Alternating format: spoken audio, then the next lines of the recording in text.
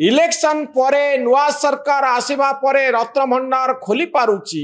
election पूर्वर कहीं रत्न भंडार खोला गला नहीं जेतबले बड़ धरणर प्रश्न उठुथिला जे रत्न भंडार वर्तमान असुरक्षित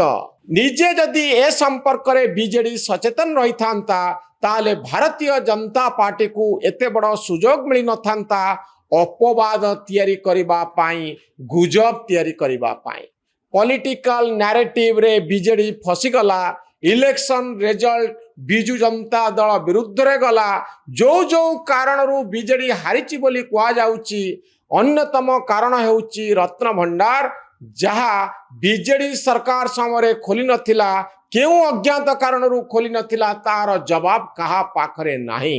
तेणु निज जाल रे निजे फसीगला भली एक परिस्थिति सृष्टि हुईची एबे